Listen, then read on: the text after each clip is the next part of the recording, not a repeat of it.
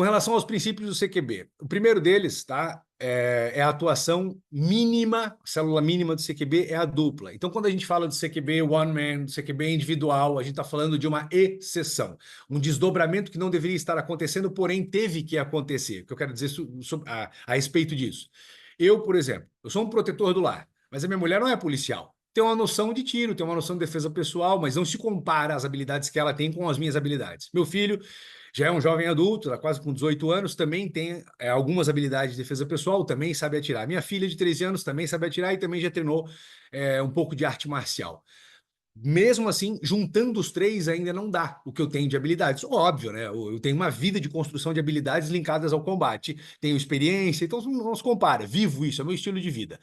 Obviamente, se acontecer alguma coisa aqui em casa, eu espero que eles tenham uma outra postura. Eu espero que eles procurem, por exemplo, tá, o cômodo mais seguro do quarto, que eles se armem, que eles liguem para o serviço de emergência, que eles se preparem para a situação que tem a ver com o meu fracasso. Tá? Quando a gente fala de proteção do lar, o CQB individual é mais ou menos isso. Então, eu vou tomar a frente, eu serei a última linha de defesa dos meus, enquanto cautelosamente tomo o ângulo, identificando o que está acontecendo e buscando, inclusive, não caçá-la, não caçar marginais. Eu vou proteger, eu vou estabelecer um funil de reação, ou seja, eu vou estar contra os funis fatais, que são as portas, as janelas, os pontos de invasão, tá? Corredores, escadas e por aí vai, e vou me manter num ponto abrigado, numa quina, por exemplo, de uma casa, tá? Com a minha arma engajada, esperando, tá? A ameaça, os agressores, os invasores passarem por ali para eu efetuar a minha reação. E pode ser que eu falhe, pode ser que eu não dê conta do recado, então por isso eu tenho recursos extras e por isso eles podem ter que atuar também num contexto de sobrevivência. É muito diferente de CQB, tá? É claro, eu entro na minha casa, vejo que a porta está arrombada e escuto o grito de socorro da voz da minha filha. Nesse caso, eu vou aplicar técnicas de CQB também, principalmente técnicas de varredura, e vou avançar. Eu vou caçar. Eu não vou conseguir escutar um pai, socorro, e vou cagar para isso, porque tecnicamente eu não devo avançar sozinho. Puta que o pariu. Então você vai fazer o que tem que ser feito, tá? Você vai avançar com o máximo de técnica possível para salvar a sua filha, lembrando que uma simples tomada de ângulo errada pode lhe levar a ser emboscado de forma infantil. Tá? Se você simplesmente passa pela porta sem utilizar uma técnica mínima de tomada de ângulo, olhada rápida, utilização de espelhos, inclusive espelhos da casa, você se expõe demasiadamente em uma emboscada boba daquele cara que simplesmente passou aquela quina, passou aquele ângulo e está ali apontando a arma esperando você chegar e está ali ouvindo, inclusive. Ele está ouvindo os seus passos. Então é extremamente importante que você tenha o máximo de técnica e entenda as implicações da atuação individual. Diferente quando atuamos em dupla, tá? Quando nós temos uma célula mínima de 2 policiais, o que a gente consegue? A gente consegue superar os funis fatais com mais segurança. Basicamente isso. Enquanto, por exemplo, nós vamos superar uma porta. Temos uma porta à nossa frente para entrar.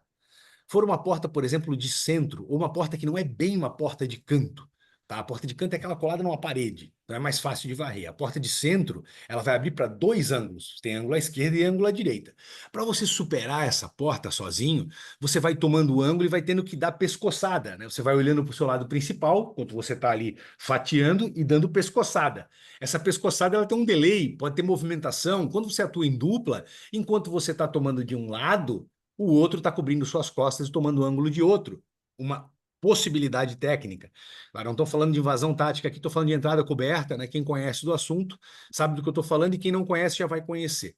Mas a atuação da dupla, atuação mínima da dupla, tem a ver com isso, tem a ver com segurança. Tem a ver com a possibilidade de um dos homens, o primeiro homem, aquele que atua na ponta, ser baleado e o segundo homem dar a devida resposta? Tem a ver. Tem a ver com o fato do primeiro homem também ser mais suscetível a ser alvejado e precisar ser resgatado, tem que ter alguém atrás dele para pelo menos puxar ele? Sim, tem tudo a ver. Tá? Quando a gente fala de CQB, a gente fala de uma integração a nível de time absurda. Beleza? Então, assim, célula mínima é a dupla, pensando que vamos atuar em cada cômodo com pelo menos uma dupla. Tá? Claro que essas duplas elas podem trabalhar num sistema de carrossel, ou seja, por exemplo, eu tenho só 3 indivíduos para fazer uma entrada, 3 indivíduos apenas. Os 2 inicialmente vão ali se organizar para entrar, vão fazer a entrada, vão dominar aquele cômodo, e se nós temos mais cômodos à frente para varrer, o terceiro homem entra, começa daí um processo de rodízio, onde você tem um homem na cobertura, um homem no link e outros dois fazendo as varreduras dos cômodos subsequentes. São variações técnicas, existem uma série de variações, variações que você vai fazendo cômodo a cômodo, variações onde você inunda aquela edificação porque tem operadores suficientes para que a invasão seja feita de forma dinâmica, ocupando todos os espaços daquele cômodo. Existem variações nas operações. Um outro princípio, ter sempre uma arma reserva, né? A palavra também muito utilizada é ter sempre um backup. Por quê? Você, como operador experiente, não poderia fazer, por exemplo, está utilizando ali uma submetralhadora, para fazer a sua entrada, você está utilizando uma submetralhadora. É uma arma bem adequada para o CQB. Você não poderia, por exemplo, em lidando com uma pane, fazer a transição dessa submetralhadora para a sua pistola, por exemplo? Poderia, tá? Mas a ideia do backup não é exatamente a transição por conveniência. Tem pouco espaço, estou utilizando um fuzil de assalto, tenho limitação de espaço, vou fazer a transição para uma arma curta. Não é bem isso. É por conta do problema mesmo, tá? A sua submetralhadora, ela pode ter uma pane insanável. Exatamente naquele momento. Por exemplo, o time de CQB, em tese, é um time que treina muito tiro, que treina muito. E a gente tem uma dificuldade de mapear o ponto em que a arma, por exemplo, vai ter uma peça quebrada, vai ter ali um percutor quebrando. Isso acontece, bom lá, com 10 mil tiros, talvez mais, mas pode acontecer. E aí vai que acontece, porque, via de regra, nós treinamos com as mesmas armas que nós operamos. Tá? Existe uma lógica por trás disso. Você confia naquela arma que você treina, então você opera com ela. E vai que você ganha, né? Na Mega Sena, e quando você está ali, exatamente quando você precisa na sua entrada efetuar disparos com a sua arma, ela quebra. Então, aí, como é que se soluciona uma pane de quebra de peça? Tá? Só um armeiro. Tá? Você tem que vai resetar essa arma, tirar ela de cena, e um armeiro vai ter que atuar para corrigir esse problema. Então não dá tempo. Tá? Você poderia pensar, não, se eu tenho uma pane ali, por exemplo, de nega, eu executo um procedimento, é mais rápido do que fazer a transição da arma longa para arma curta. Pode até ser. Um indivíduo muito habilidoso pode preferir, né, efetuar, por exemplo, um tapa-golpe, efetuar ali uma ciclagem de arma e continuar combatendo com aquela mesma arma que ele está, por ser uma arma melhor, é, melhor equipada, inclusive, né, com lanterna dedicada, com red dot, por exemplo, uma arma que ele se sente melhor, bandoleira, etc., estável. Mas, tá, muitas vezes ele pode se deparar com uma situação que é terrível, né, da arma quebrar. Mas a arma quebrar não é tão fácil assim, né, Cusi? Não, não é tão fácil. Agora, no CQB, aquela característica da curta distância, tá, que facilita a questão do disparo dos marginais, te coloca tão próximo do marginal que você pode levar um disparo na própria arma, tá? Um disparo na própria arma. Então, a arma sendo danificada por um disparo, ela pode também apresentar mau funcionamento, e a sua opção vai ser o quê? Ter uma arma reserva. Tá? Então, por isso a gente apregou muito essa questão do backup, da arma reserva. Via de regra, vamos operar o quê? Com submetralhadoras ou com fuzis de assalto compactos, seja no 300 Blackout, né, que é um calibre bem utilizado para CQB, ou o próprio 5.56 por 45. E, como backup, vamos utilizar uma pistola, né? Uma pistola 9mm, uma pistola 40, 45, né? Via de regra, as forças têm utilizado predominantemente 9mm, né? O 9 por 19. E, ainda como princípio, nós temos a verificação de tudo duas vezes. Percebam que há meio que um mantra aqui no CQB, né? Quais são os princípios do CQB? 2-2-2. Estar sempre em duplo, né? Ter sempre uma arma reserva, e verificar tudo duas vezes. Como assim? Por que essa redundância de verificar tudo duas vezes? Por conta da curta distância. Um evento, por exemplo, muito estressor, aonde você começou a tomar ângulo, teve o marginal, a pessoa que está ali homiziada, esboçou uma reação inicial, efetuou 2, 3 disparos, xingou o time, não fez o cálculo correto do que ele ia ter que enfrentar, ou mentalmente perturbado, alguém desequilibrado mentalmente, um criminoso refugiado que está sob uso de entorpecente, está ali, né, se achando galo porque cheirou cocaína. Então, com a aproximação da célula do time, ele efetua disparos contra esse time. tá? Isso altera drasticamente essa chegada. Essa chegada quer ser uma aproximação furtiva, planejada, ela acaba tendo, ela se transforma quase que numa TAI, né? Numa técnica de ação imediata. A gente começa a ter que trocar o pneu com o carro andando, esses disparos elevam o estresse da equipe, e aí, tá? Essa lógica de verificar tudo duas vezes é porque, sob estresse, nós tendemos, né, a lidar com as nuances do confronto armado, que é a exclusão auditiva, tá? Que é a visão em túnel e que é, muitas vezes, tá? A ausência de pensamentos conscientes. O indivíduo ele está atuando ali pelo condicionamento, pelo treinamento, mas ele não está conseguindo ser um ser pensante. Então, é muito comum, tá, no CQB, você vê indivíduos que performam melhor com uma postura não tão tática do que outros.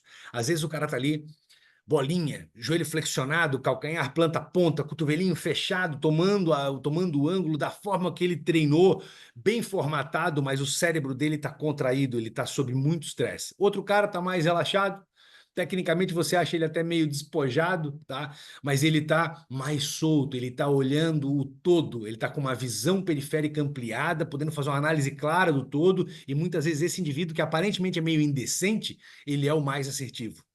Tá? Tem essa questão do ser safo, né? Então tem tudo isso, tá? Mas a verificação dupla, né? O duplo cheque, verificar tudo duas vezes, tem a ver com a ideia de que, sob estresse, esse primeiro olhar ele pode deixar você pode deixar passar batido alguma informação importante, como, por exemplo, o indivíduo que, quando a patrulha entrou, se escondeu embaixo de uma cama, escondeu dentro de um armário. Naquela primeira verificação, naquela limpeza inicial de cômodo, quando você entra, projeta a sua visão para o fundo do cômodo e faz aquele escaneamento rápido para limpar o cômodo, você não vai acessar dentro de armário, olhar embaixo de cama nesse primeiro momento. Por isso que o segundo momento, essa dupla verificação, tem a ver também com essa cautela, tá? De verificar tudo duas vezes e agora com mais detalhes, com mais atenção, se atendo à ideia de que o marginal pode estar enfiado num buraquinho bem estranho, tá? E vários deles ficam, né, intocados em lugares bem estranhos, e às vezes ele está nessa condição e com uma arma na mão, tá? Num ambiente em que você não consegue enxergá-lo e ele consegue lhe enxergar. É bem importante esse cuidado. Fechamos aqui os três princípios maiores, né? As cláusulas pétreas do CQB. Atuar sempre em dupla, ter sempre um backup e verificar tudo duas vezes. Agora a gente vai de plus de princípio. Tá? Esses princípios são plus aqui. Um deles é o quê? O verificar todos os cantos. Tem a ver com verificar tudo duas vezes? É uma continuidade. É aquela hora que você pensa, caraca, olhamos tudo mesmo? Será que não tem um fundo falso aqui nesse armário? Será que não tem um fundo falso atrás desse móvel? Tem muito fundo falso, né? No trabalho policial a gente encontra muito fundo falso. Você empurra uma poltrona, tem ali um alçapão, tá? Que dá acesso a um determinado local da casa.